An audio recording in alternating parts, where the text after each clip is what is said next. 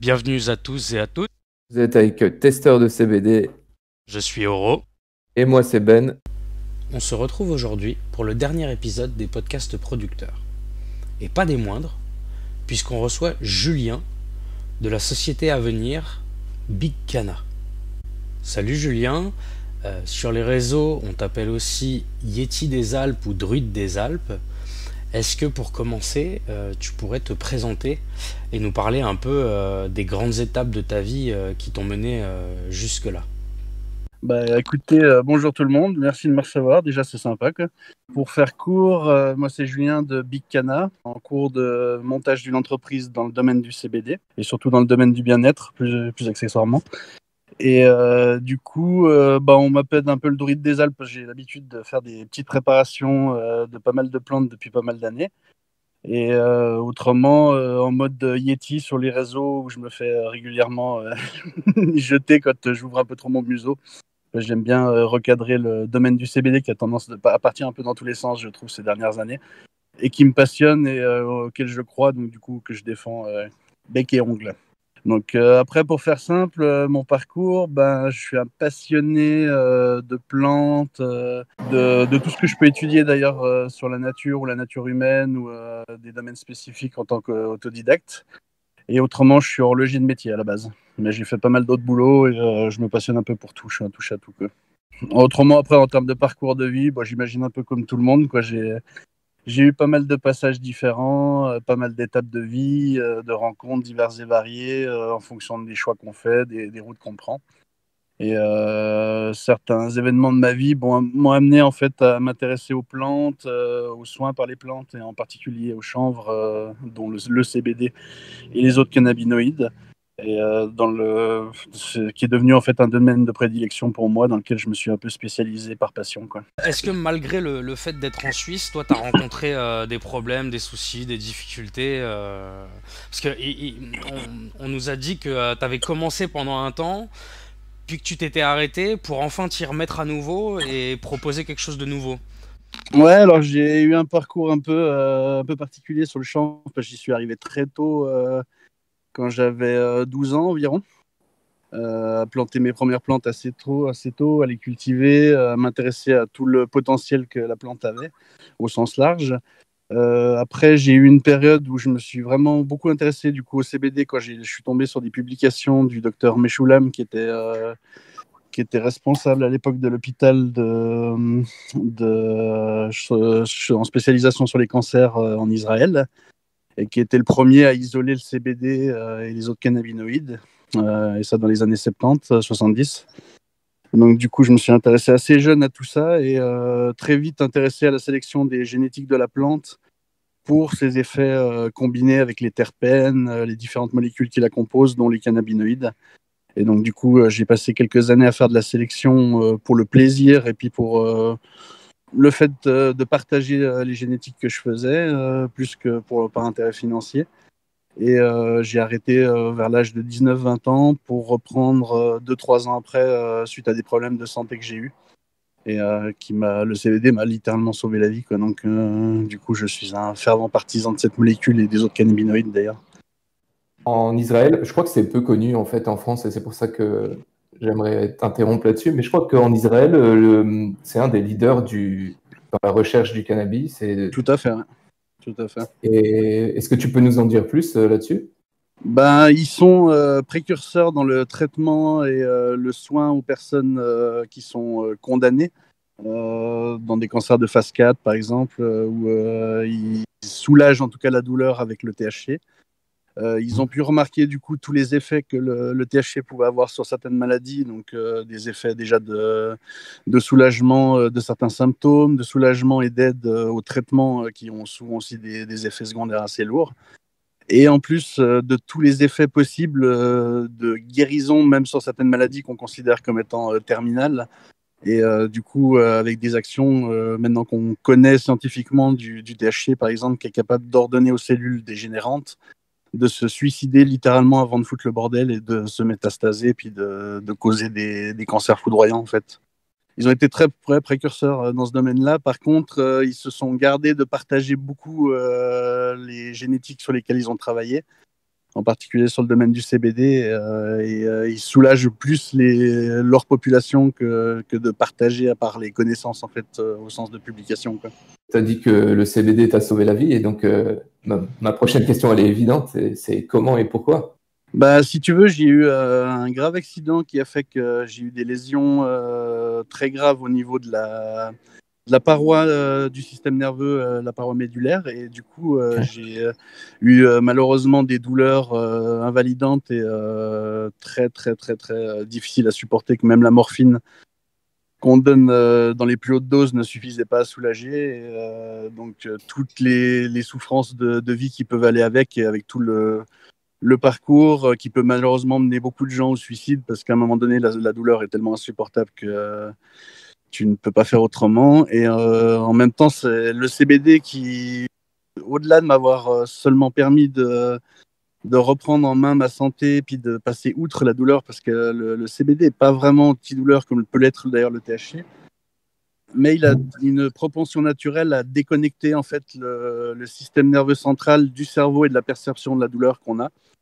Et de fait, d'être capable de gérer beaucoup mieux la douleur et de vivre avec, d'apprendre à en faire une alliée constructive plutôt qu'un ennemi qui cause des ravages sur la psyché humaine, quoi. Donc, du coup, le CBD m'a vraiment sauvé dans ce sens-là. Et aussi, après, en termes de régénération, puisque sur le long terme, le CBD initie des processus de régénération proactifs avec le corps humain, et qui permettent littéralement de réparer, de rétablir des fonctions, et de recréer des cellules sur certaines parties justement du corps qui peuvent être endommagées, et donc de réduire naturellement en fin de compte les douleurs qu'on peut avoir d'une pathologie, en fait. Hyper intéressant. Donc c'est un potentiel vraiment assez incroyable d'une seule molécule qui est capable d'agir à des dizaines et des dizaines d'effets différents, de stades différents. Et c'est vraiment une molécule proactive avec le corps humain, beaucoup plus que d'ailleurs peut l'être le THC, en fait. Et en plus, après, il y a aussi tout un tas d'autres cannabinoïdes qu'on commence à peine à découvrir, et qui sont, à mon avis, avec des potentiels tout aussi importants, quoi. Pour rester sur le CBD et le THC, est-ce que tu pourrais... Bon, nous, on le sait déjà, hein, mais il y en a plein qui nous écoutent, qui sont pas au courant. Est-ce que tu peux casser les mythes et les rumeurs au niveau des taux, s'il te plaît? Oui, tout à fait, tout à fait. Les taux de CBD et de THC, beaucoup de gens ont tendance à penser qu'ils sont uniquement déterminés par des effets de culture, mais en fait, il y a vraiment plusieurs étapes, en fait. On pourrait dire que de prime abord, c'est déterminé par la génotype de la plante, qui est l'aspect potentiel génétique d'une plante à exprimer tout un tas de caractéristiques et de potentiel à avoir des taux de certains cannabinoïdes, certains autres sous-types comme les phénotypes, à savoir les terpènes, tout ce qui est la gamme aromatique de la plante. Et de fait, une sélection permet potentiellement, avec le temps, la patience et aussi la chance, parce qu'il y a quand même une grande part de hasard, de pouvoir, avec le temps, obtenir en fait des taux très importants de CBD avec des taux très bas de THC. Souvent, les deux molécules agissant par opposition dans une plante, en fait, c'est que plus on grimpe dans une molécule, en général, plus on descend dans l'autre, par symétrisme, en fait. Pour répondre vraiment de façon plus ciblée, en fait, dire qu'une plante devrait avoir des taux bas de CBD pour ne pas avoir été trafiquée, justement comme actuellement le marché se plaît à manipuler les fleurs, à en faire des trempes pour enlever le taux de THC excédentaire, et puis après faire des salages ou des retrempes pour rajouter des cannabinoïdes dans le CBD. C'est pas une obligation, en fait. On peut très bien arriver à force de sélection, comme les premières d'ailleurs plantes de CBD qui sont apparues en Suisse ou dans d'autres pays qui ont fait de la sélection comme en Israël, avoir en fait par travail des plantes qu'on choisit justement pour les reproduire et augmenter ainsi naturellement les taux d'un cannabinoïde ou d'un autre, en fait. Pour quand même revenir sur toi, tu es breeder plus que cultivateur. Pour tous ceux qui nous écoutent, le breeding, c'est l'art de réaliser des croisements de souches afin d'en obtenir une nouvelle. Du coup, tu pourrais nous parler un petit peu plus de ton travail au niveau de la génétique. Alors là, c'est un domaine extrêmement complexe et qui dépend en fait du point de vue qu'a le breeder, parce que certains font juste comme actuellement. On pourrait d'ailleurs les appeler aussi des breeders, hein, prendre une plante de CBD basique, la croiser avec quelques souches connues de plantes THC et par chance obtenir tout d'un coup une plante qui se rapproche du taux légal et par rabaissement du taux de THC pour la rendre encore plus légale, ben, du coup arriver à dire bah voilà, je tiens la nouvelle amnésia, la nouvelle chocolope, la nouvelle je sais pas quelle génétique connue, alors qu'en fait ils ont juste pollinisé une plante femelle avec un plan mâle, en fait, que c'est rien d'exceptionnel. Par contre, après, tu as des breeders qui vont plus loin ou qui font vraiment de la sélection par rapport à des critères qu'ils ont déterminés eux-mêmes, soit par rapport au taux justement de différents cannabinoïdes, soit par rapport à des génotypiques de la plante qui vont en faire des plantes particulièrement productives en masse, des plantes qui poussent beaucoup plus compactes que d'autres, ou pour certaines caractéristiques qui vont être pratiques justement en termes de culture, les avantager, choisir une plante plutôt qu'une autre. Et puis après, tu peux avoir aussi tout le plan de la sélection, justement, des palettes aromatiques, de toutes les phénotypiques des plantes, pour justement avoir des associations combinées, ou simplement pour le plaisir d'avoir une plante qui tout d'un coup a un arôme de banane, ou de mangue, ou de fraise. Parce que la plante de cannabis, enfin de chanvre en tant que telle, est la seule plante sur Terre capable d'exprimer toutes les palettes aromatiques qui existent dans le monde, qui a le potentiel d'avoir tous les terpènes qui existent sur Terre dans une seule plante, mais dans toutes ces génétiques exprimées par contre. C'est quoi les premières souches et génétiques sur lesquelles tu as travaillé? Et si pas les premières, lesquelles que tu as retenues ou qui t'ont particulièrement frappé? Alors la toute première que j'ai eue entre les mains, c'était une bouture qui venait d'Amsterdam, mais qui me déplaisait au plus haut point parce qu'elle était très très proche des skunks de l'époque, donc très très forte, et avec une palette aromatique qui me plaisait pas beaucoup à l'époque. C'est des plantes très concentrées, très âcres, avec des goûts vraiment très particuliers que certains apprécient beaucoup d'ailleurs. Moi, j'ai beaucoup plus privilégié des plantes qui ont des arômes légers, subtils, avec plusieurs peut-être terpènes différents, et une association qui leur donne des notes florales ou des notes de pin, des notes sucrées. J'ai toujours aimé les caractéristiques plus douces ou plus typées par rapport à ce qu'on pourrait considérer comme une phénotypique locale d'une plante. Donc du coup, je suis parti très vite sur des plantes, ce qu'on appelle les landrace, qui sont un peu les plantes originales, très dures à trouver et qui viennent de régions typiques du monde où elles ont été tellement isolées en vase clos pendant plusieurs siècles, voire plusieurs milliers d'années, que la plante a fini par exprimer son potentiel génétique par rapport à son environnement et a donné tout d'un coup des spécificités uniques par rapport à toutes les autres plantes, quoi. Et du coup, j'ai toujours privilégié la recherche et la culture de ces spécificités-là et de toute la variété qu'il est possible d'en obtenir un peu partout sur Terre, en fait, quoi. De mémoire, tu dois avoir certains noms de variétés ou de génétiques qui t'ont genre choqué, quoi. Ah, totalement, totalement. Bah, une de celles que j'ai le plus utilisées, par exemple, de mes landrace, j'en ai utilisé plusieurs, mais pour mes sélections de CBD, ça a été l'Hindu Kush, et puis une Dorban poison, une Dorban originale d'ailleurs, plus qu'une Dorban poison, et autrement une plante du Swaziland, en fait, qui était très typique et très rare, mais malheureusement c'est des génétiques qui se perdent avec le temps, parce que les cultivateurs locaux ont accès maintenant à des semences qui viennent du monde entier, et du coup malheureusement on a des populations entières qui disparaissent ou se métissent avec le temps, et qui fait qu'on est en train de perdre ce potentiel génétique qui est à disposition. Et du coup, je trouve très bien qu'il y ait des banques de graines qui fassent de la sauvegarde justement des landrace et des plantes originales de différentes régions, parce que c'est vraiment une base de travail qui est unique. Il est possible de trouver des véritables pépites en croisant tout d'un coup de landrace entre elles, Et c'est ce qui a donné d'ailleurs les plus belles génétiques qui ont existé dans les années 70, 80, 90. Les plus connus viennent de ces landraces-là, en fait. Et de magnifiques coups du hasard des sélectionneurs et breeders de l'époque. Au niveau des croisements, sur quel genre de variété ou de profil terpénique tu t'orientes? Alors, à l'époque, j'aurais eu tendance à sélectionner mes plantes par goût personnel. Parce que je pense qu'en plus, on a une capacité à choisir naturellement des terpènes qui vont avoir une action sur notre corps et sur nos cellules dont on a besoin.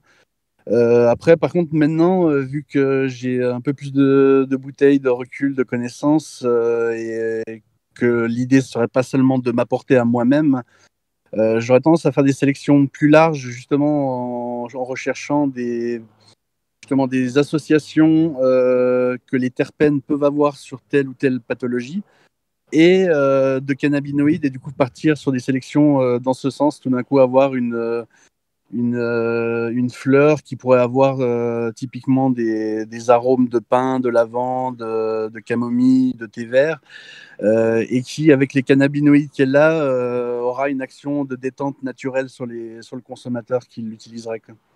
C'est une approche intéressante que tu as, qu'on n'entend pas assez souvent sur les groupes, je trouve. En fait, ce serait de dire, voilà, de choisir son produit par rapport à son profil terpénique et aux symptômes qu'on a.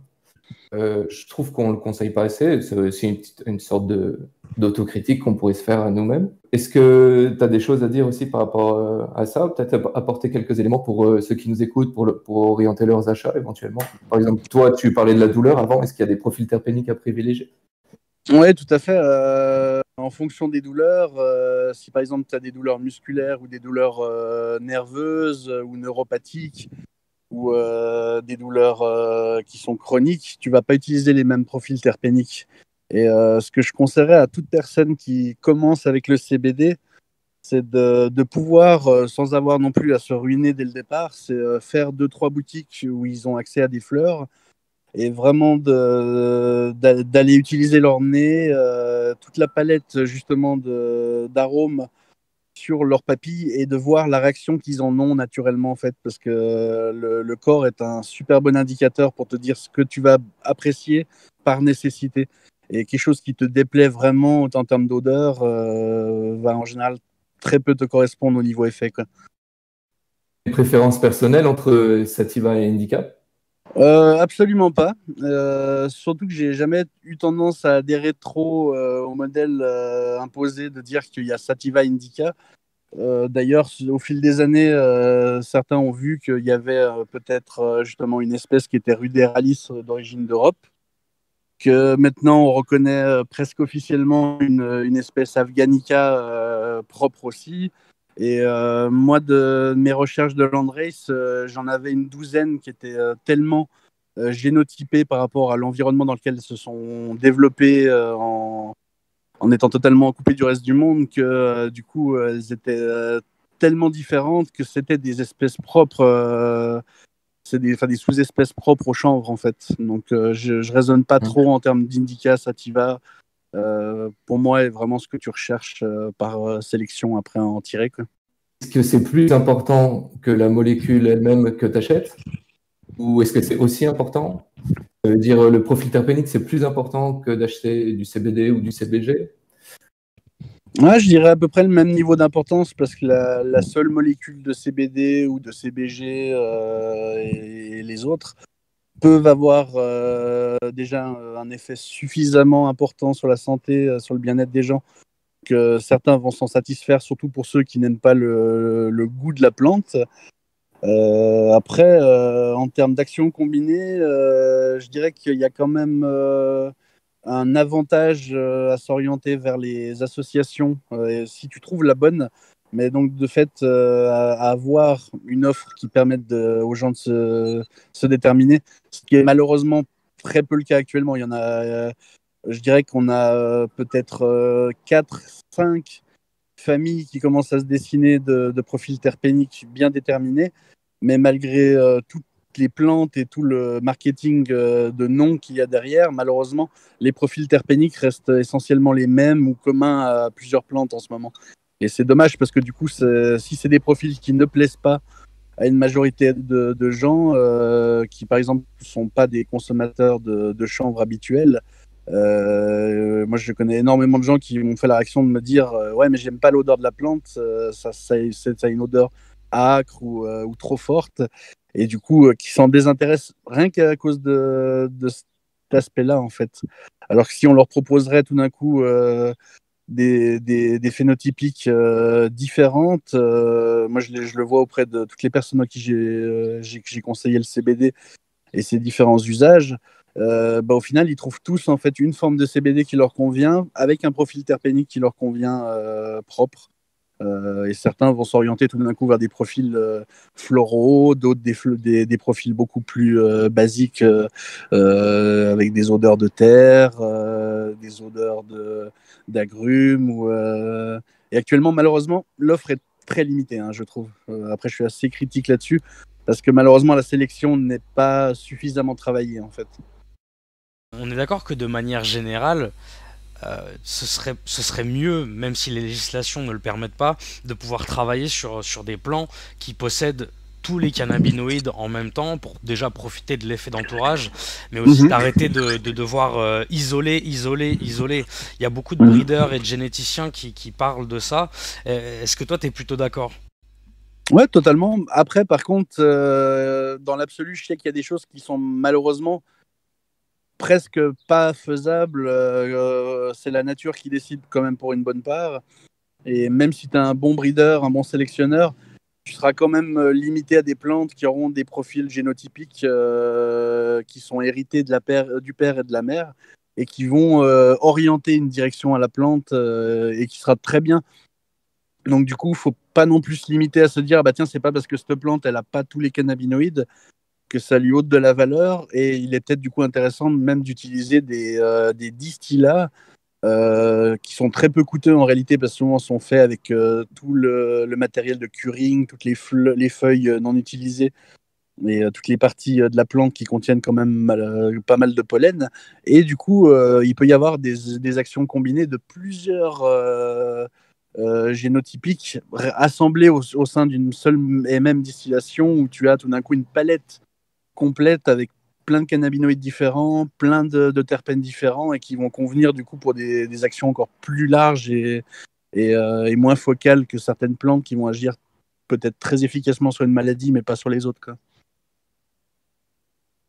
Donc je ne suis pas à me limiter dans l'absolu sur une ou une autre détermination. Je pense qu'il faut proposer le plus large possible, et je trouve très bien du coup qu'il y a autant d'acteurs qui se positionnent sur le marché du CBD. C'est ce à quoi beaucoup ont travaillé pendant des années. Moi, quand je distribuais typiquement mes breedings, c'était dans cette optique-là, c'était de voir émerger un marché où des gens travaillent la plante, vont y apporter leur expertise, vont faire des sélections, et puis vont tout d'un coup déclencher, soit par le plus grand des hasards, soit par détermination de potentiel génétique d'une plante à un endroit donné, ou selon des conditions données de culture, quelque chose qu'elle n'aurait jamais donné en fait si elle n'avait pas été dans les mains de ce breeder là à ce moment là, en fait, quoi.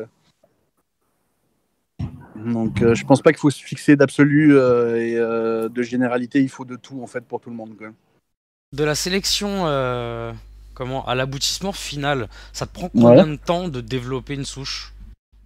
Ça dépend. Des fois j'ai eu des coups de chance qui m'ont permis en 4-6 mois d'obtenir exactement ce que je voulais, même mieux.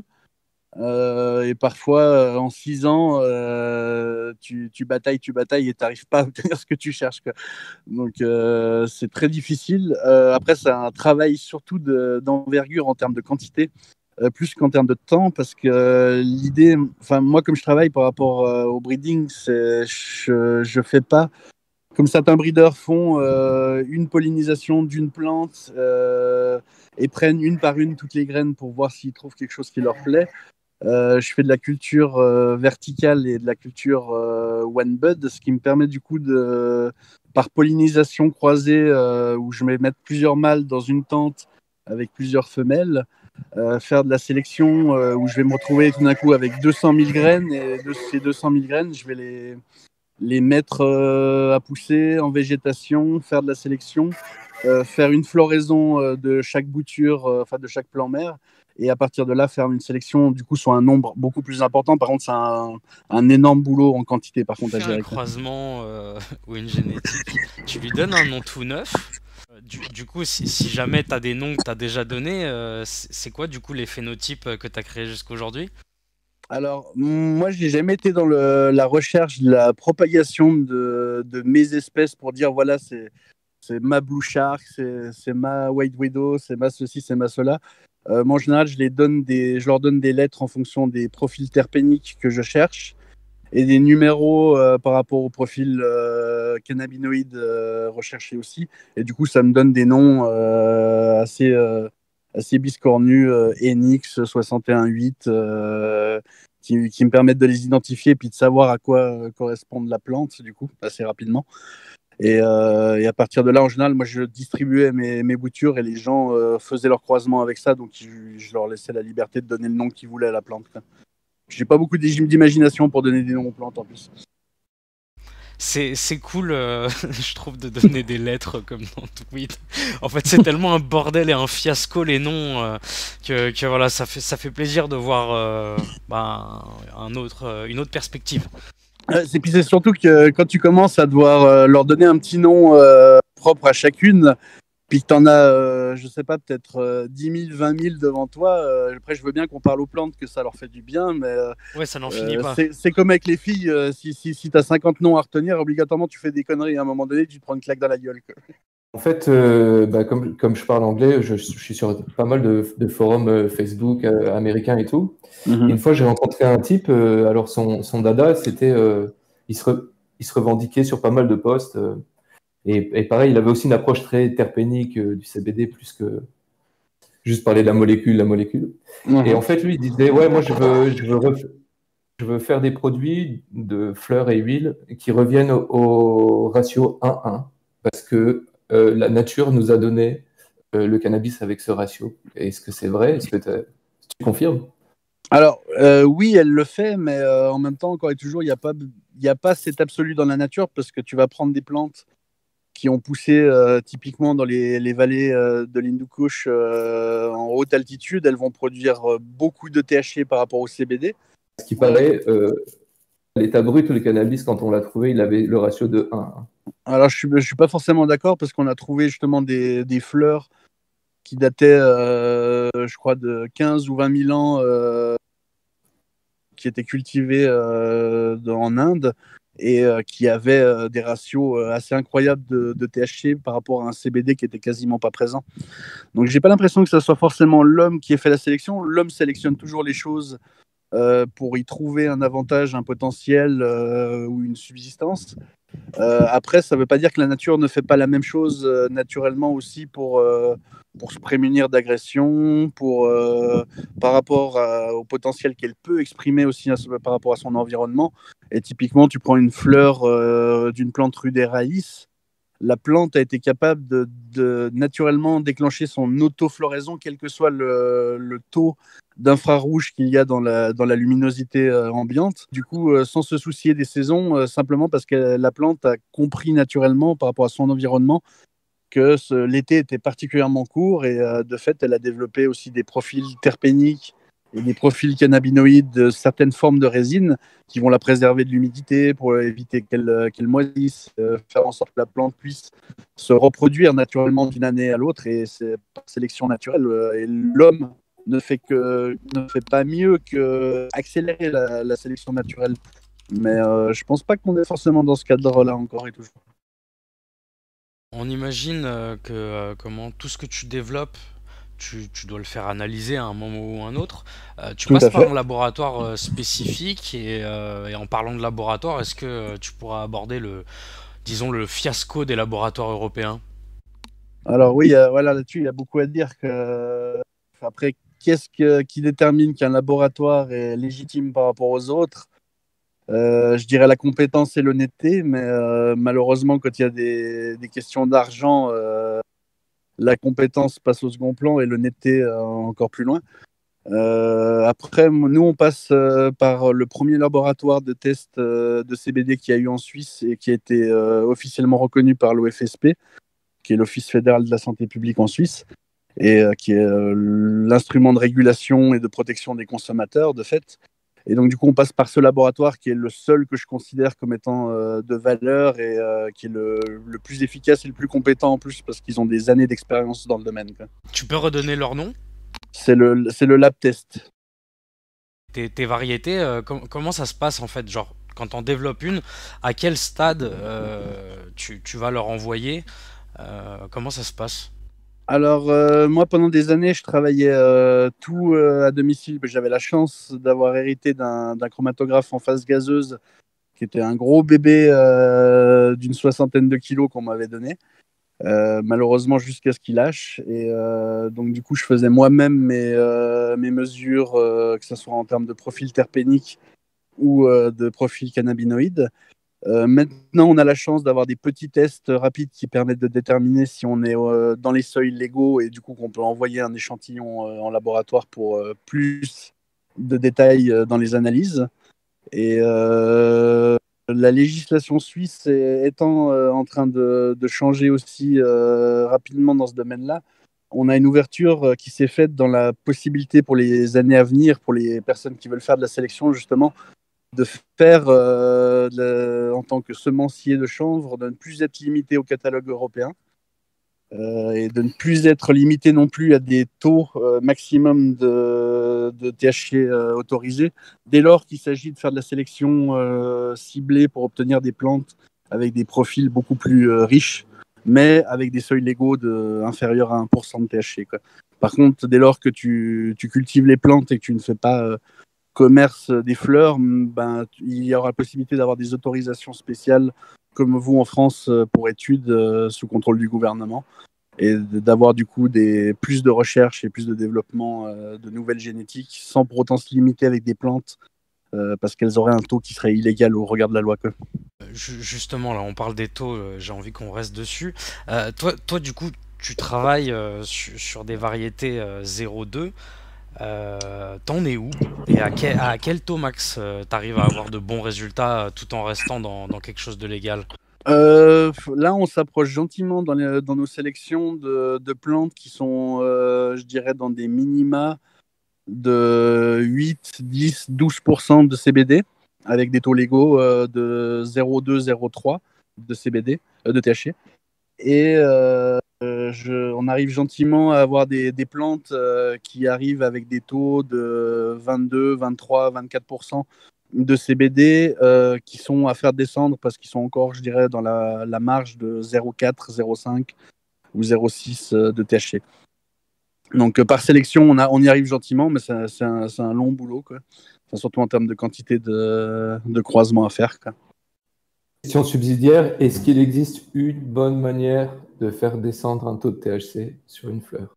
Assez difficile parce que on a tendance à penser que la plante père et la plante mère vont transmettre forcément certaines caractéristiques génétiques, mais en fait, ça dépend plus de la vivacité de ce que la plante a à transmettre qui va tout d'un coup s'imposer.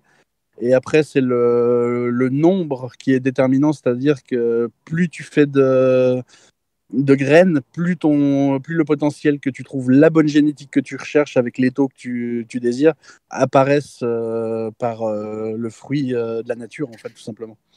Et ça, c'est un travail de quantité, donc un travail soit de longue haleine, soit en termes de place pour pouvoir et de technique de culture pour pouvoir sélectionner très rapidement les souches qui permettent d'avoir les taux que tu cherches, quoi. Il vaut mieux y arriver par la voie naturelle que d'essayer de développer d'autres variétés qui auraient des forts taux et les rabaisser après, quoi. Ouais, certains utiliseront cette technique-là, mais après, encore et toujours, ça dépend comment on le rabaisse. Moi, je suis très, très critique sur l'usage que certains en font actuellement, parce que le marché suisse s'est cartélisé en termes de production, avec quelques gros acteurs qui ont commencé à produire des tonnes et des tonnes et des tonnes. Et la problématique tout d'un coup du marché a été la saturation très rapide, avec malheureusement un potentiel consommateur limité. et une surproduction, ce qui fait chuter les prix et a malheureusement en plus mis à terre beaucoup de petits producteurs, ce qui est assez dégueulasse quand on y pense. Et derrière cette cartélisation, malheureusement, elle produit toujours les mêmes effets négatifs, puisqu'on parle de questions de gros sous, et du coup certains, pour défendre leurs intérêts, n'ont rien trouvé de mieux que de chercher une voie de distribution de leur surproduction et de fait les techniques les plus rapides et les moins coûteuses pour abaisser les taux de THC et en utilisant justement des hydrocarbures, des produits d'origine pétrochimique pour débarrasser la plante de son excès de THC et puis après certains allant même jusqu'à réutiliser encore une fois d'autres hydrocarbures très volatiles comme l'éther pour rajouter du CBD ou faire des salages d'isolat de CBD cristallisé qui est très mauvais pour la santé à consommer en plus en fumée. Donc du coup c'est des dérives malheureusement qui sont du fait de la cartélisation, de la surproduction et de la volonté de faire du fric en fait. Et ça on est vraiment à vouloir lutter contre ça avec notre entreprise. Justement, on va rester dans ce sujet-là. Tu penses quoi des fleurs et des semences qu'il y a sur le marché européen?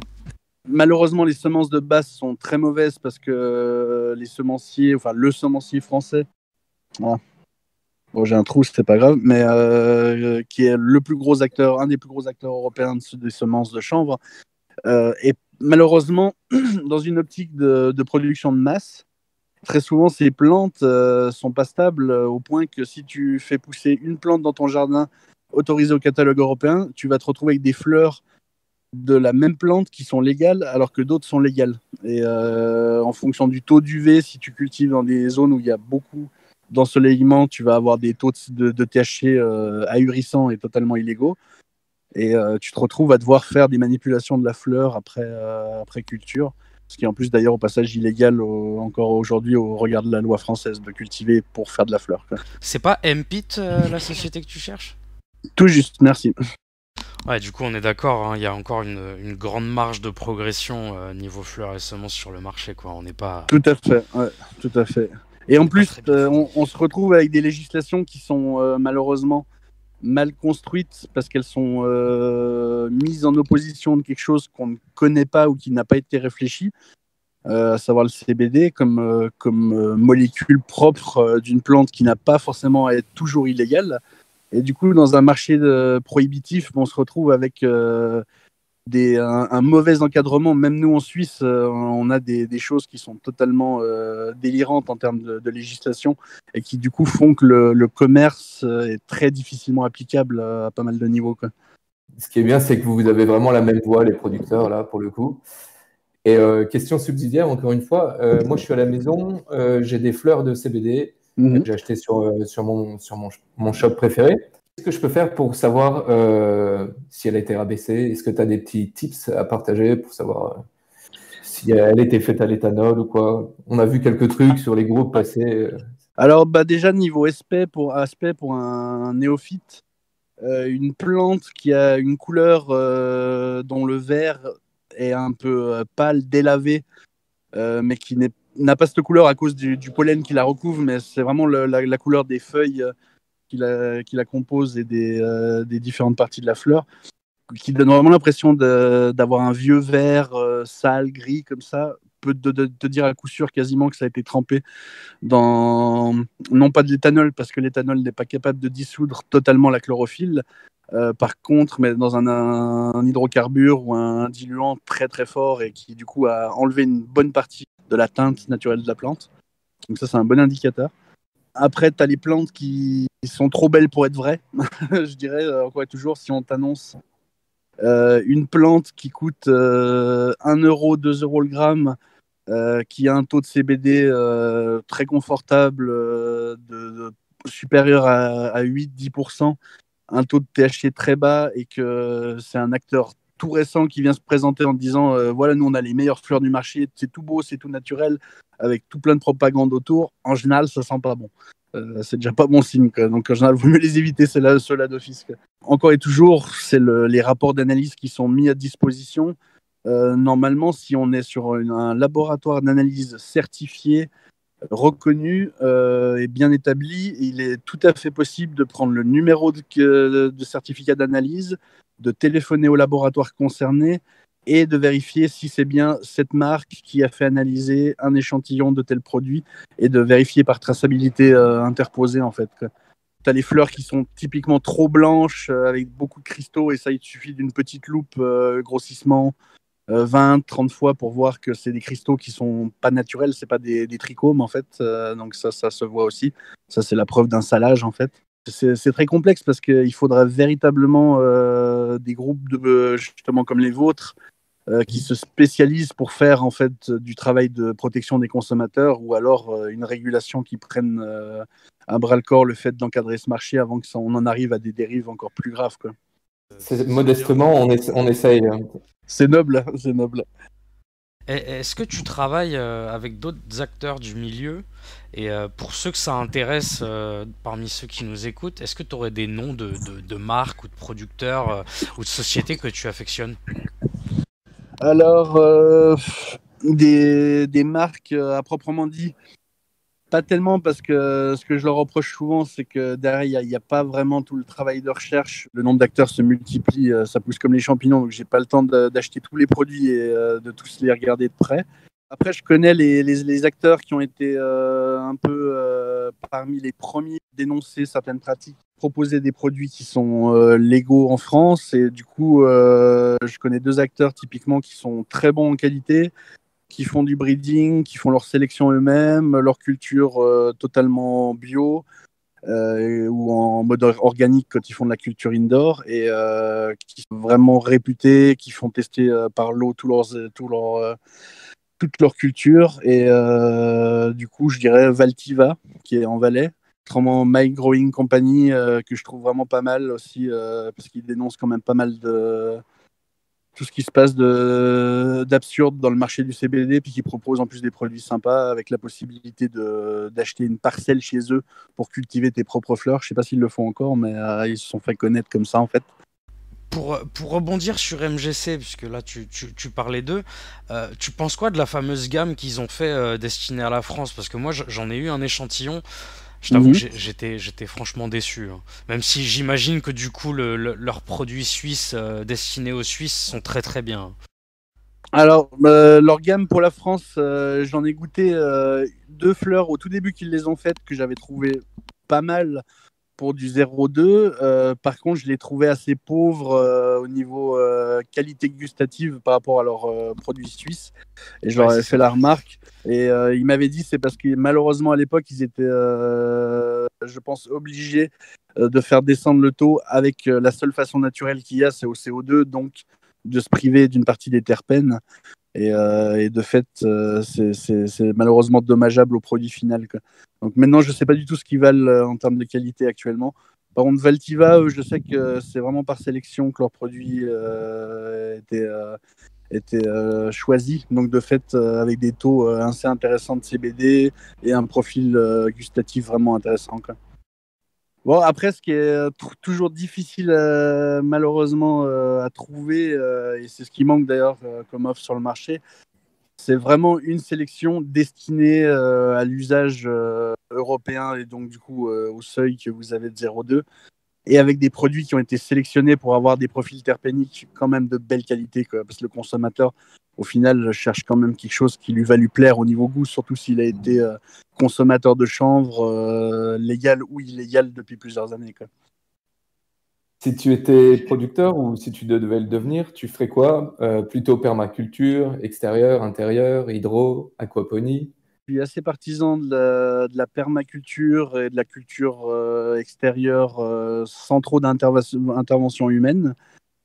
Moi, j'aime utiliser un procédé de culture que j'ai développé pour me permettre de faire de la culture d'intérieur, mais qui a exactement, enfin, qui donne à la plante exactement les mêmes caractéristiques que si tu faisais de la culture extérieure sans avoir à cultiver dans des pots de terre qui prennent énormément de place au sol, vu que je fais de la culture verticale. Donc ça, c'est un petit secret de fabrique qu'on a.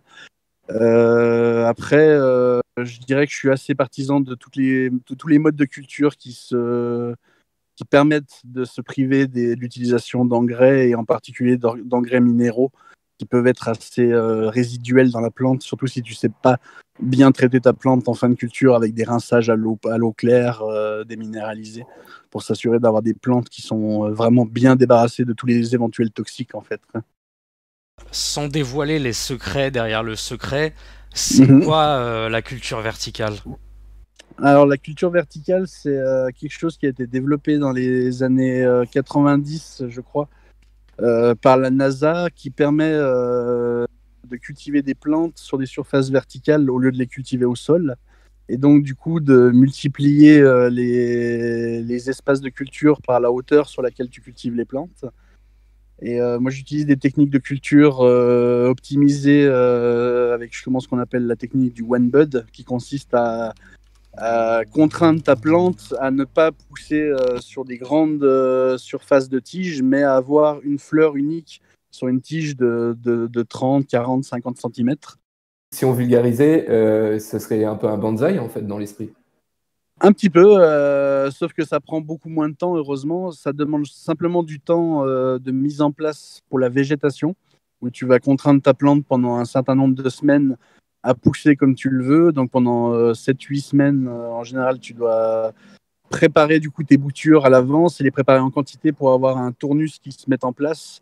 Et une fois que ça c'est fait, ta période de floraison reste exactement la même que pour la plante dans son état naturel, mais qui te permet par contre d'avoir du coup des surfaces de culture végétalisées murales, et donc du coup avec des éclairages qui chauffent très peu, d'avoir un espace d'1 mètre carré qui représente 8 mètres carrés de culture au sol en fait. Ah ouais, quand même. C'est pas mal, quoi. Deuxième question, du coup, puisque j'en avais deux. L'eau déminéralisée pour le rinçage, tu recommandes? Alors, c'est assez difficile à utiliser. La plupart des gens préfèrent utiliser simplement une eau à laquelle ils ont corrigé le pH. Moi, personnellement, je privilégie l'eau déminéralisée parce que je pars déjà sur un substrat qui est comme de la terre, donc qui est déjà très riche en minéraux naturellement, donc ça sert à rien d'en rajouter, et encore moins rajouter du chlore ou les autres saloperies qu'une eau du robinet peut leur apporter malheureusement, quoi. Bon, s'il y a des Français qui nous écoutent, moi je vous recommande l'eau du Mont Roucou. Ah là là. Non, mais quand je vois typiquement ce qui se fait avec le chanvre, qui est une des plantes qui ramasse le plus les substances dans le sol dans lequel il pousse, je vois des trucs qui sont complètement ahurissants. J'en ai vu, je sais pas qui c'était, mais qui se targuait de faire pousser du chanvre dans les meilleurs terrains viticoles de France, à côté des plus grands noms de cépages, sans se soucier du fait que c'est des sols qui ont été pollués pendant des décennies avec je ne sais combien d'engrais, de pesticides, de fongicides et de produits minéraux qui vont rester là-bas dans les sols pendant encore 20-30 ans. Et ils font pousser directement une culture de chanvre là-bas dessus, d'une des plantes qui va ramasser le plus les polluants et vendre les fleurs, alors que du coup les fleurs vont littéralement devenir du poison pour les gens.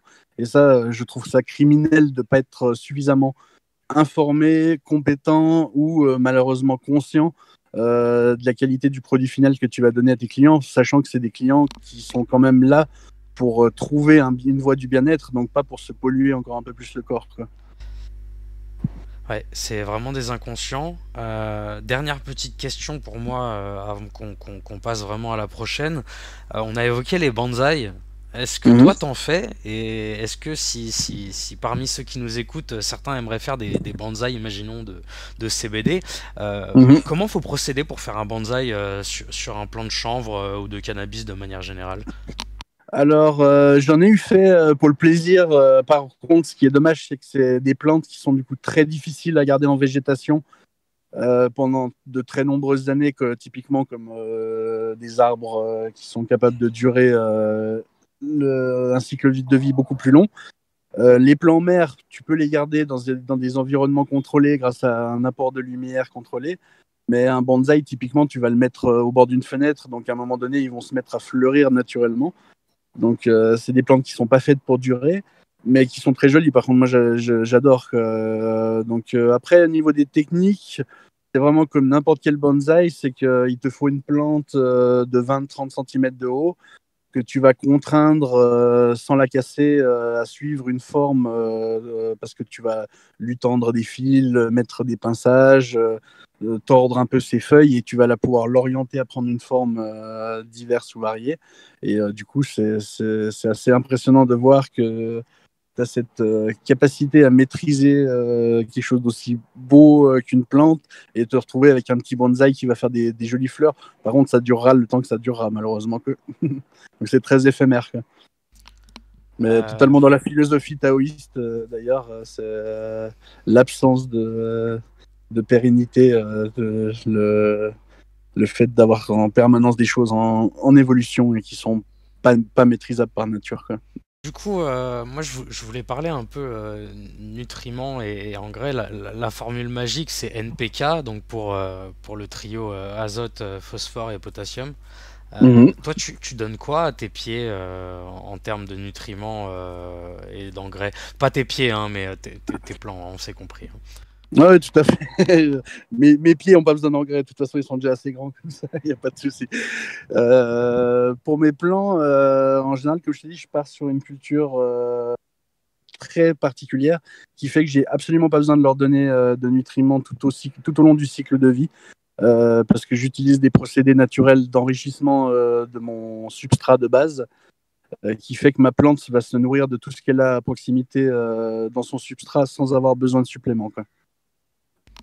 Après l'utilisation du NPK, je l'ai eu utilisé. C'est vrai que ça te donne cet aspect qui est souvent recherché des fleurs hollandaises typiquement qui étaient tellement chargées de pollen que tu te retrouvais avec des fleurs toutes blanches ou vert pâle avec des odeurs de ouf. Mais personnellement, si tu fais pas justement une période de rinçage de 3 semaines en fin de culture, c'est très dangereux parce qu'il reste quand même des composés qui sont vraiment mauvais pour la santé et les composés minéraux particulièrement, le corps n'est pas capable de les traiter, contrairement aux plantes qui sont capables de traiter les minéraux en oligo-éléments en fait.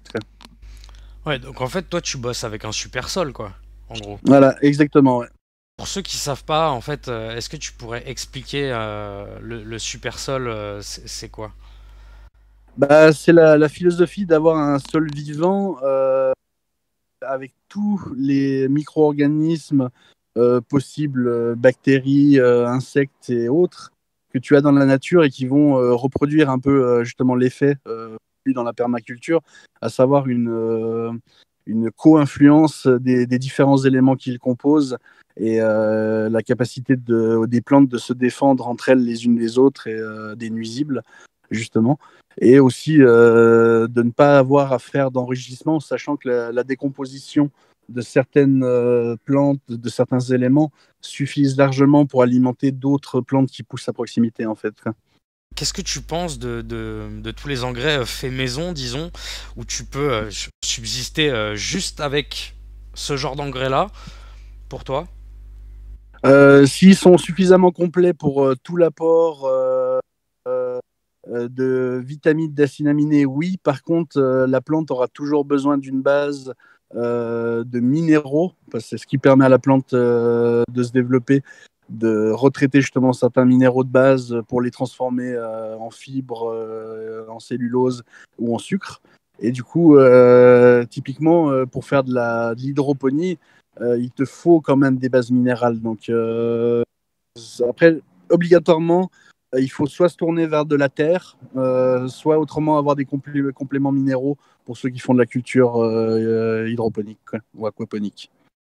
J'avais une petite relance avant la grande question suivante. Moi, j'ai découvert un peu par hasard et à travers le groupe Facebook Testeurs de CBD, des gens qui ont commencé à parler, notamment pour le vin, de la culture biodynamique.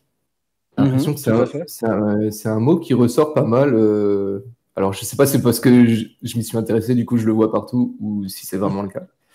Mais j'ai même trouvé un compte Instagram avec des sœurs en Californie qui font pousser du chanvre en biodynamique. Est-ce que c'est un sujet qui te parle? Est-ce que tu en as entendu parler? J'ai l'impression que ça va être dur de te coller, donc je pense que oui. Je connais un peu moins la biodynamique que la permaculture, mais il me semble que les deux se rapprochent quand même pas mal. Après, la biodynamique intègre totalement l'influence de l'homme sur l'environnement de culture plus que la permaculture qui veut on laisse faire la nature et puis on regarde ce qui marche et on reproduit uniquement les modèles qui marchent, qui est un peu plus retiré. Donc j'aime assez le modèle de la biodynamique et surtout avec des techniques appliquées que je trouve intéressantes sur la conductivité des sols qui augmente les rendements de production. Il y a pas mal de phénomènes scientifiques qu'on peut utiliser du coup aussi là-dessus. Donc j'aime beaucoup quoi. J'aime beaucoup. Pour ceux qui nous écoutent, et rapidement, pour pas saouler tout le monde, la biodynamie, c'est du bio auquel on rajoute un peu de psychologie, un peu d'astrologie même, et quelques grands principes. On vous invite à aller checker ça sur le web, évidemment. Alors après, cet aspect-là, moi, me parle un petit peu moins, même si je reste pas exclu des possibles influences à des niveaux qu'on n'observe pas, parce que la matière étant composée majoritairement d'énergie, je pense qu'il y a interinfluence des éléments entre eux, et typiquement un cultivateur qui va aimer ses plantes va avoir des plantes beaucoup plus prolifiques que quelqu'un qui va juste les arroser. J'ai même vu des études qui étaient assez impressionnantes sur le fait que certaines légumineuses étaient capables de trembler de peur à l'approche de quelqu'un qui était à leur hurler dessus, alors que des plantes que tu vas ne pas stresser vont beaucoup se plaire et te produire beaucoup plus de nutriments, des aliments plus riches, plus sains.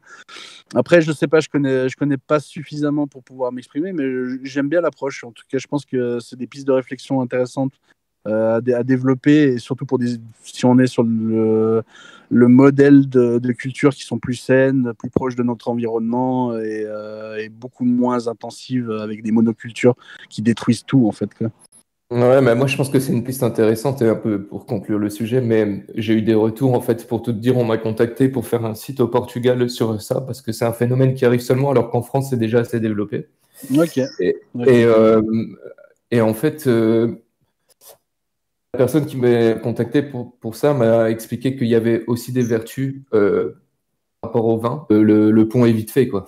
Ouais, totalement. Mais cet aspect-là me passionne parce que je rêve du jour où la science vraiment se penchera là-dessus.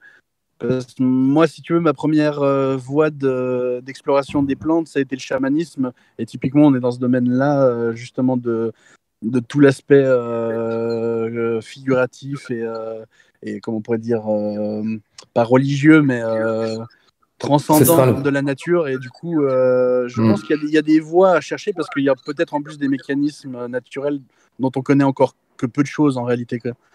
On sait rien en fait. Exactement. moi, c'est la seule chose que je sais, même par rapport au CBD, c'est que j'en sais encore très peu en réalité. Quoi. Et il y a tout à apprendre. Quoi. Est-ce que toi, après tant d'années d'expérience dans la génétique et dans la culture, est-ce que tu tapes encore des maladies et des parasites sur tes plants?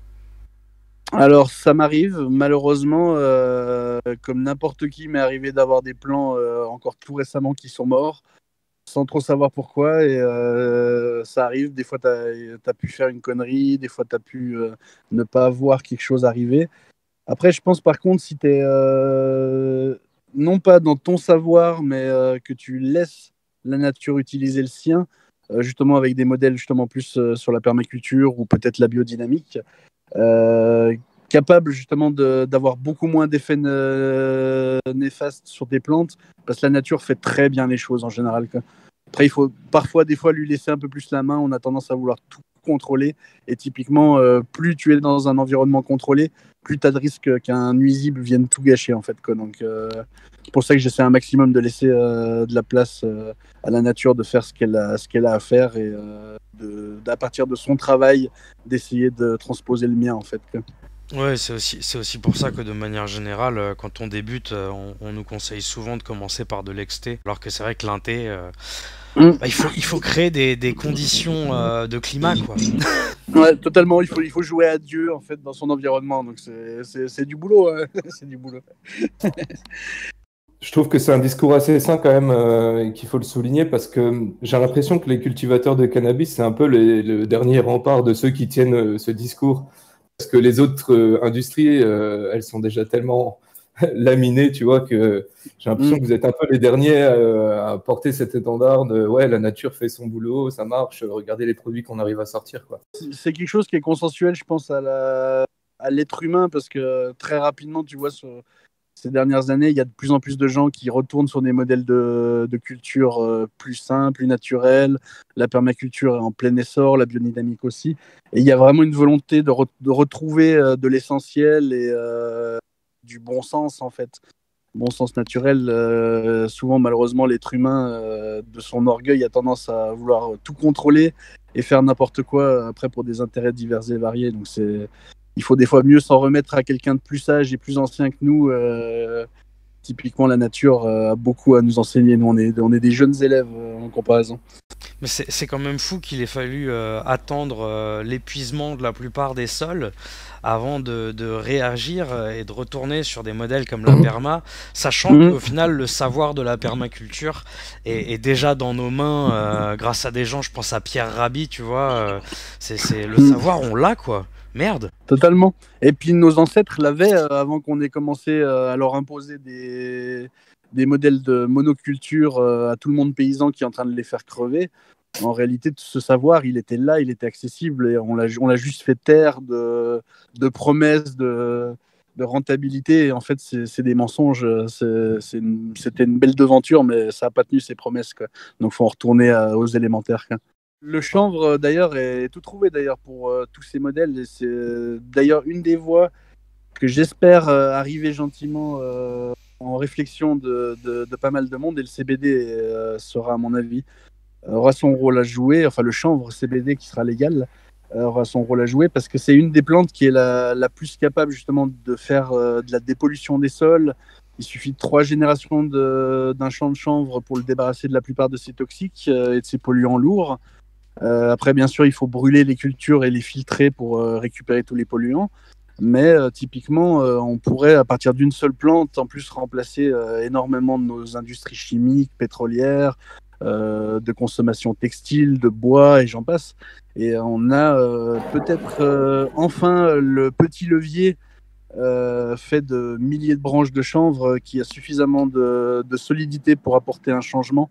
Et il faut juste malheureusement se préserver de la volonté de certains de la faire interdire sous des prétextes de récréativité qu'on veut lui apporter et que certains soutiennent malheureusement pour faire du trafic, alors que c'est une plante aux 1000 potentiels et qu'il faut du coup peut-être ramener dans la vie des gens. Et je pense que les gens naturellement se rappelleront à son bon souvenir parce que l'humanité est accompagnée du chanvre pendant des milliers d'années, donc je pense qu'on n'a pas oublié, en fait, on s'est juste un peu endormi, mais le réveil est là, quoi, en fait. Du coup, moi j'ai bien l'impression qu'en fait il faudrait si on veut cultiver, que ce soit en intérieur ou en extérieur, il vaudrait mieux se tourner vers des modes de culture, ceux que tu prônes.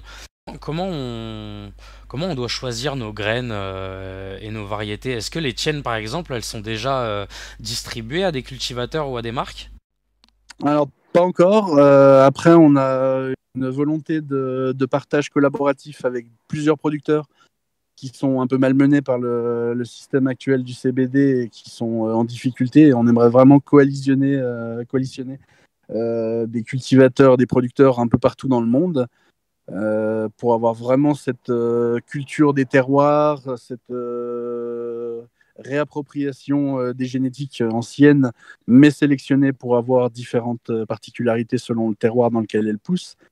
Et pour l'instant, on n'a pas encore on s'est pas encore positionné dans ce domaine-là, mais j'aimerais assez dans l'année qui va venir qu'on se positionne avec une deuxième entreprise qui sera spécialisée dans la sélection de semences.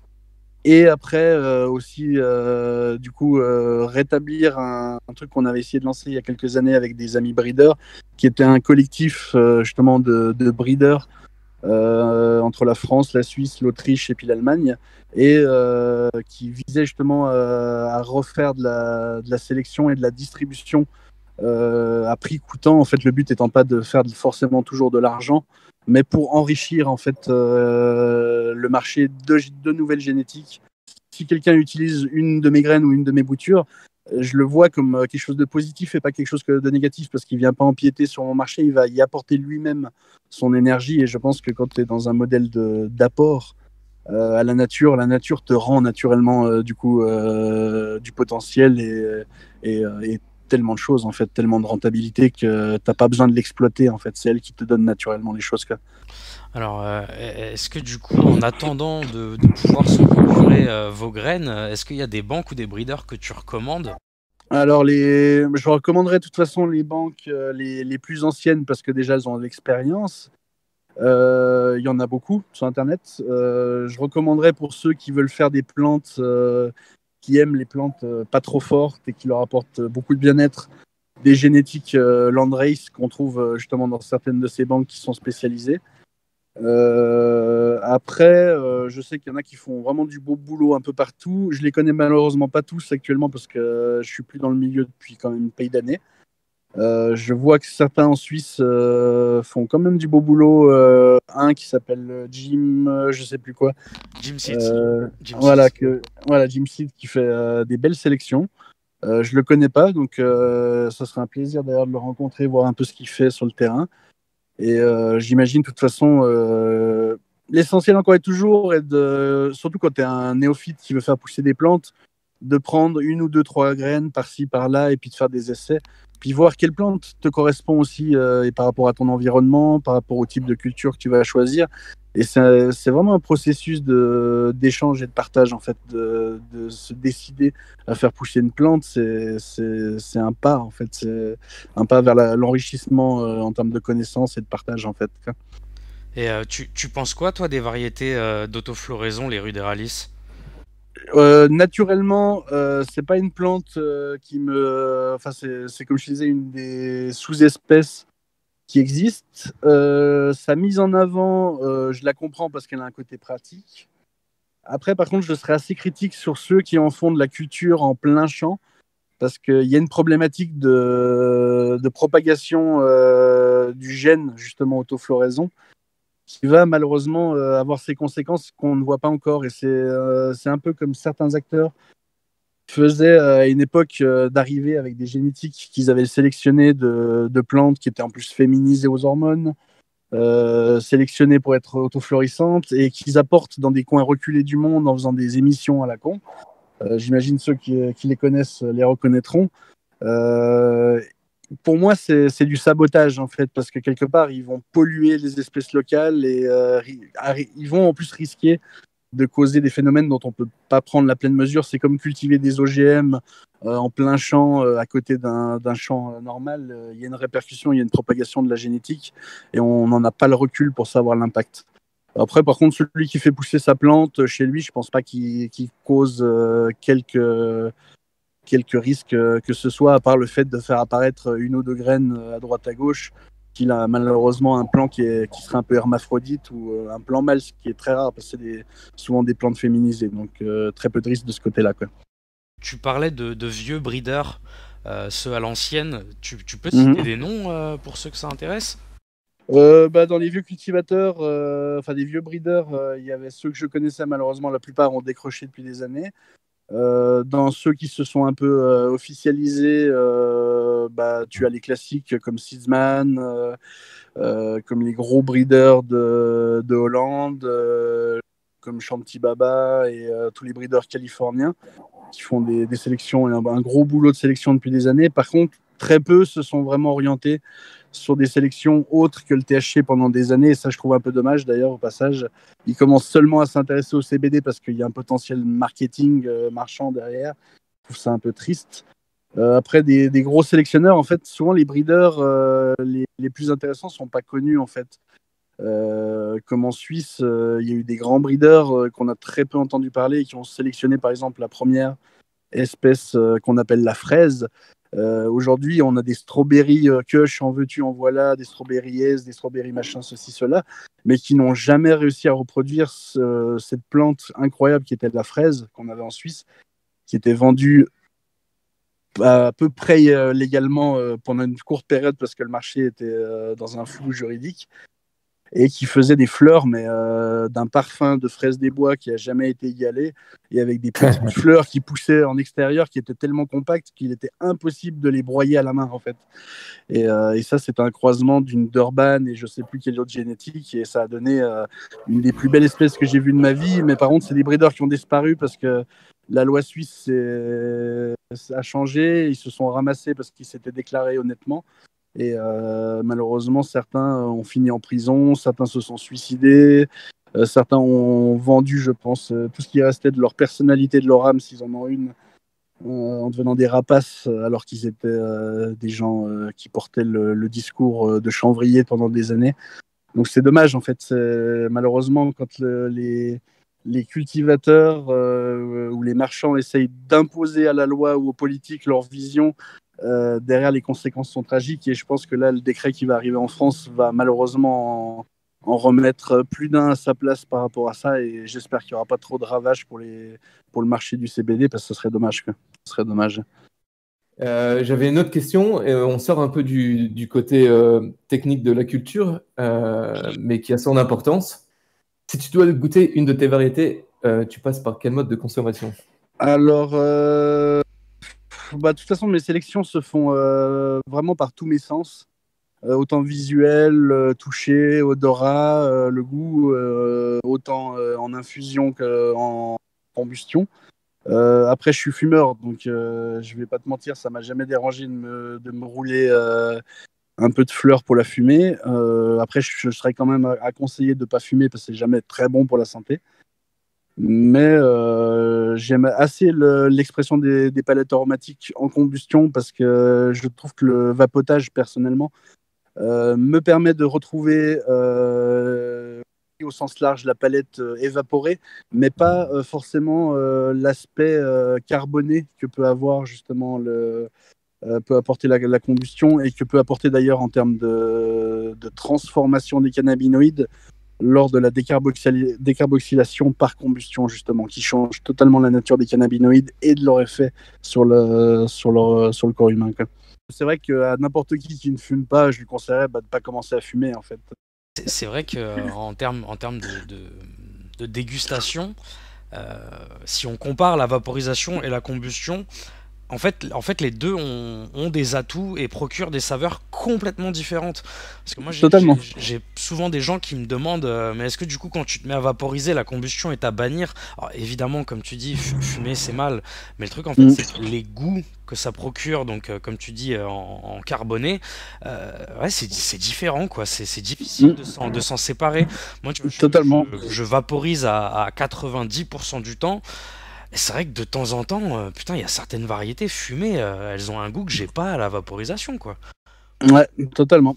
Demander à un amateur de vin s'il préfère un vin qui a été vieilli dans un fût de chêne qui a été brûlé, ou dans une cuve en métal totalement stérile.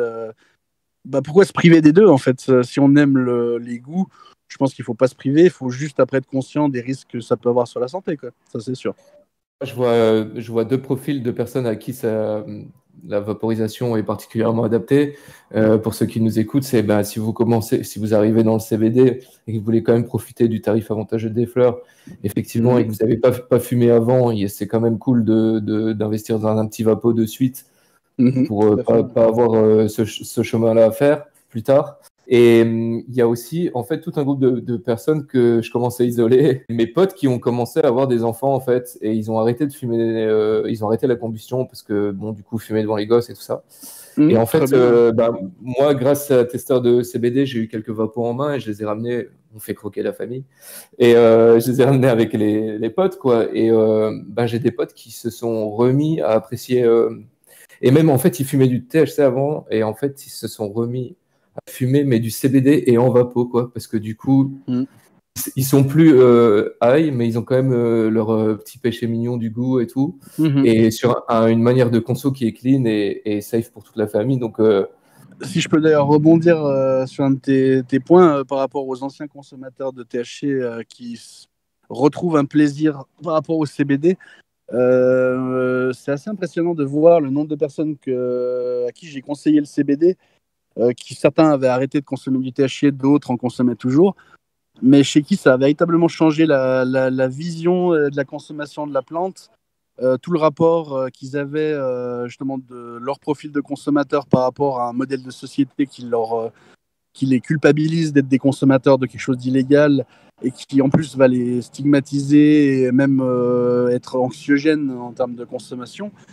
Et du coup, le CBD apporte vraiment quelque chose d'intéressant parce qu'en fait, je vois souvent une réaction typique qu'on me fait, c'est de gens qui vont me dire mais en fait, c'est exactement l'effet que je cherchais depuis des années. Quand je fumais, le côté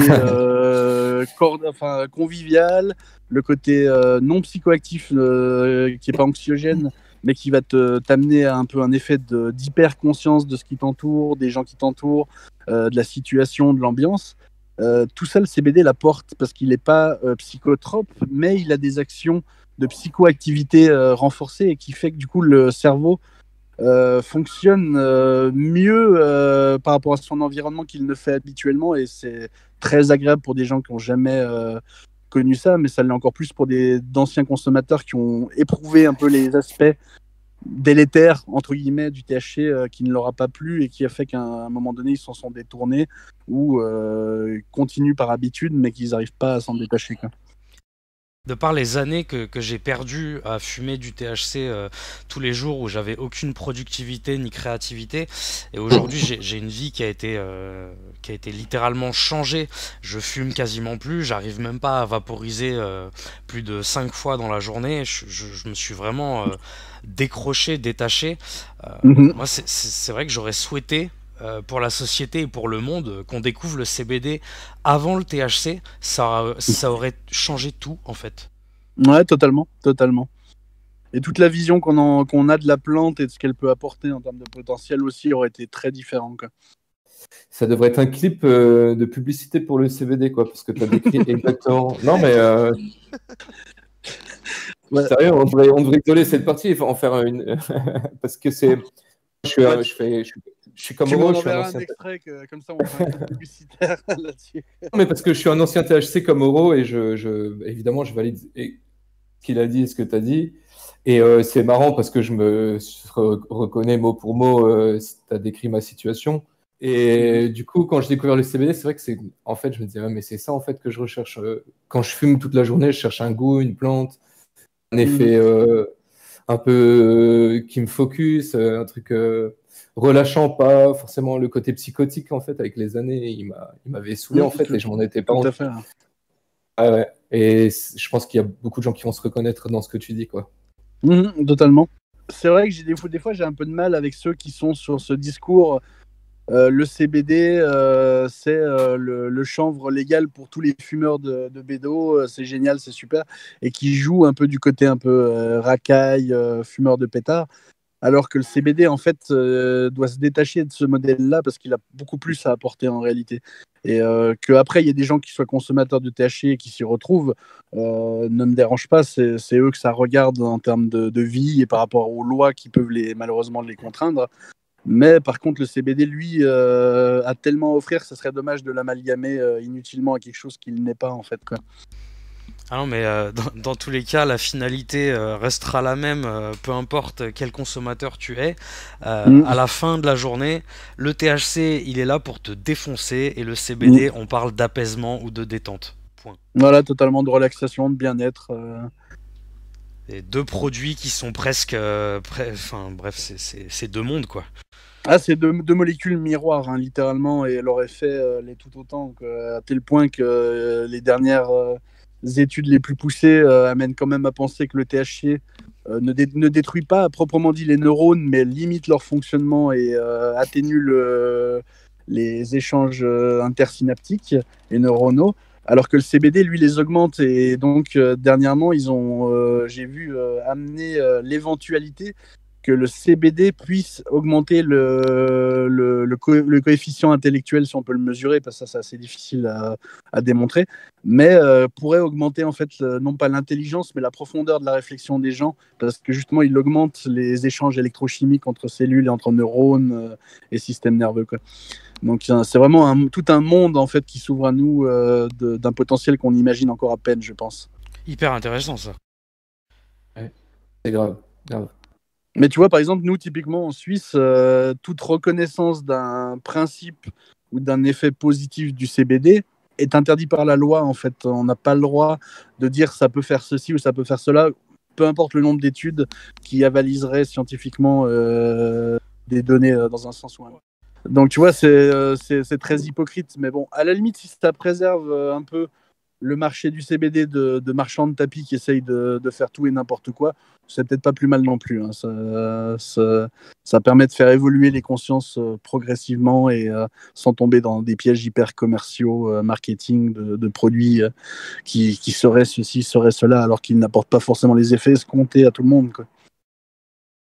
Et alors, toi, t'es plutôt dans quel camp? Légalisation, dépénalisation, décriminalisation?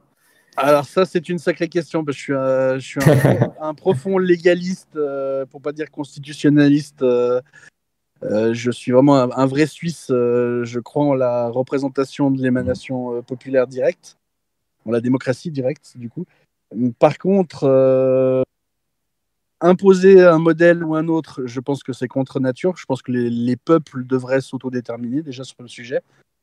Après, me concernant, je pense que la légalisation ouverte et marchande, telle que certains États la pratiquent, comme aux États-Unis, je suis pas sûr que ça soit forcément la voie à part telle pour faire du fric.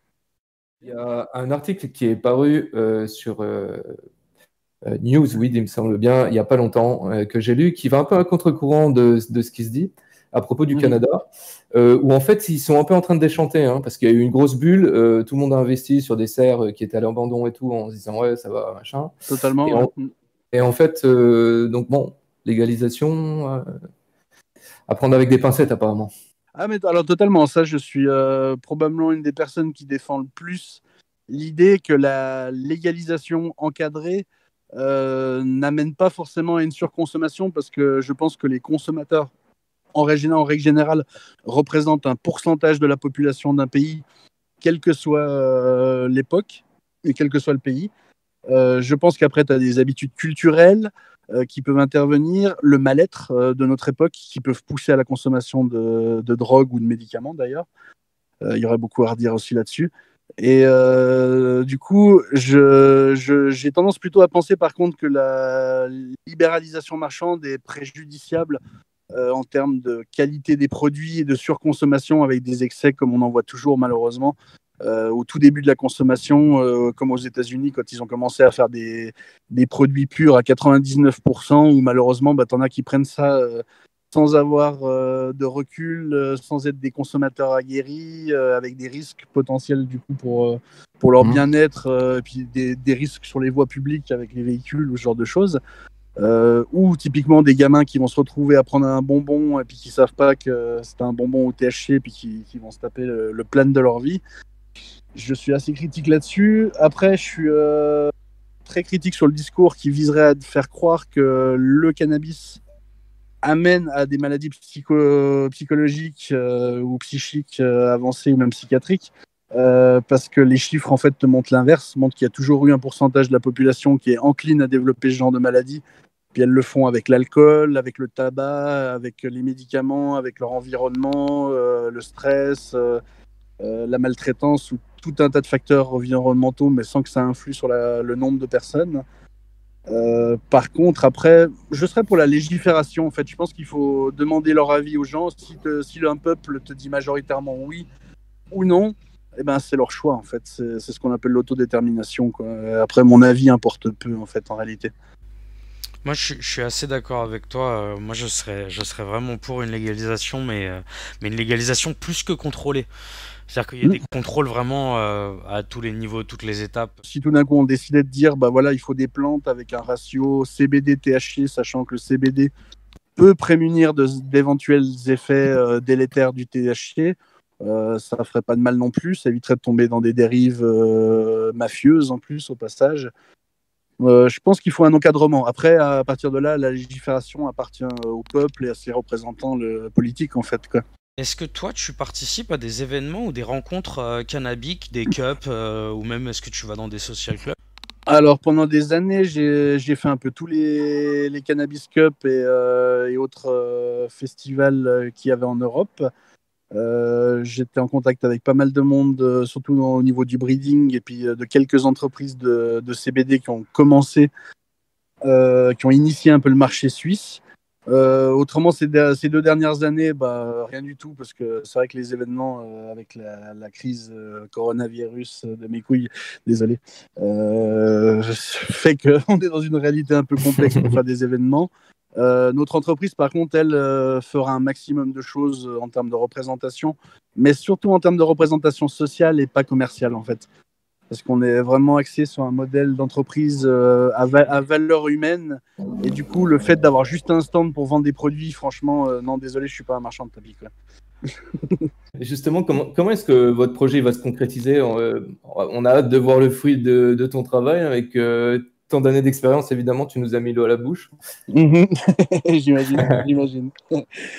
En fait, on avance par phases successives. Il a été au départ vraiment nécessaire de mettre en place toutes les phases de réflexion, de produits, malheureusement aussi une partie création d'une marque, d'une image qui soit un peu à notre image, donc quelque chose de totalement décalé, avec des personnages qui représentent les différents acteurs de l'entreprise, d'un druide un peu fou comme moi, de mon plus proche ami Lafouine qui fait du travail de terrain, de recherche, et qui du coup a un petit perso qui lui appartient, de la belle Tangerine qui fait un travail d'aide sociale, enfin qui fera un travail d'aide sociale pour tous les consommateurs en difficulté de CBD qui vraiment auront un usage on va dire, entre guillemets, réappropriation de leur bien-être et de leur santé, et qui sont malheureusement en difficulté financière.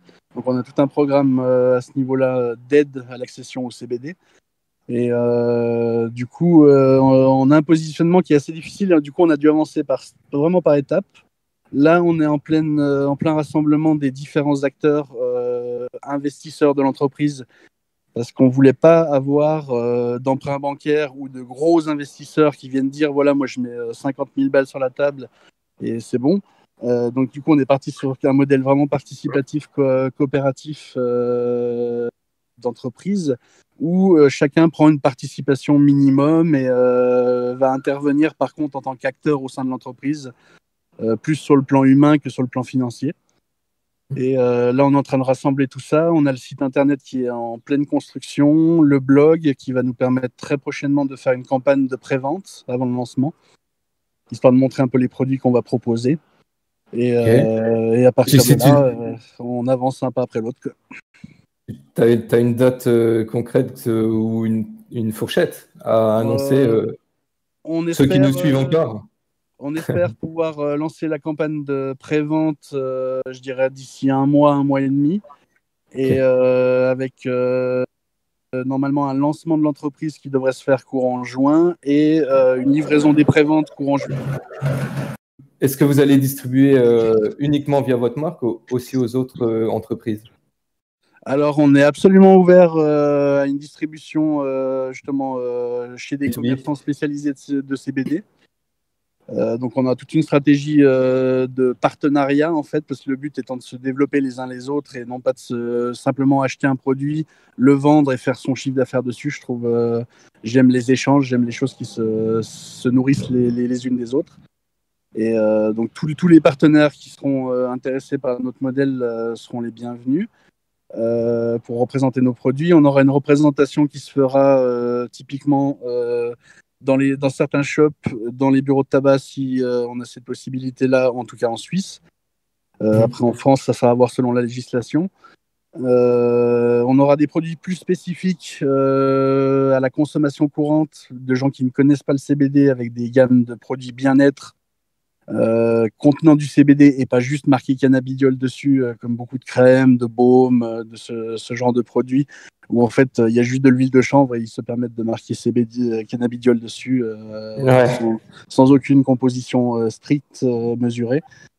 Et autrement, on aura une représentation directe par le biais d'Internet et par le biais aussi de groupes de personnes. On a par exemple sur des groupes de malades, on aura une représentation aussi en termes de diffusion directe par différentes des personnes qui sont associées dans leur métier, en fait, qui vont faire de la présentation directe.